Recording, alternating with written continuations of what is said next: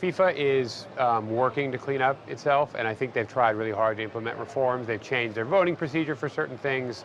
They've changed the composition of their board. There's steps they've taken. I mean, a good example is for the first time ever, women are on the executive council of FIFA, which was never happened before, despite the huge popularity of women's soccer. So I think they're taking steps towards cleaning things up, but actually, you know, tomorrow is going to be a massive test for FIFA, because tomorrow is the vote for who will host the 2026 World Cup. And the United States is bidding for that on a combined bid with Mexico and Canada.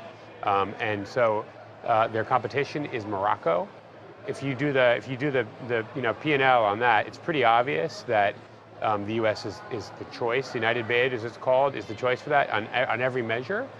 So if FIFA selects Morocco despite all that, then we might have a stinking smell, a stinking sensation that things aren't really cleaned up quite yet. Ken, real quick before we let you go, Kathy, do I have time for one more question? Sure. Okay, I have time for one more question. I'm curious if there's anything that you think other leagues, especially leagues here in the U.S., can learn from what you uncovered in covering FIFA and covering the corruption at FIFA.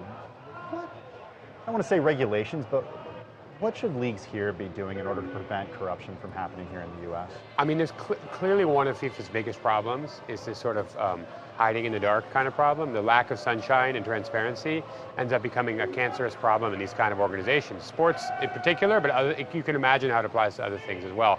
By keeping things secret, you're generating festering problems, right? And you know, there's an ongoing investigation by the DOJ of NCAA basketball, which you've probably heard about.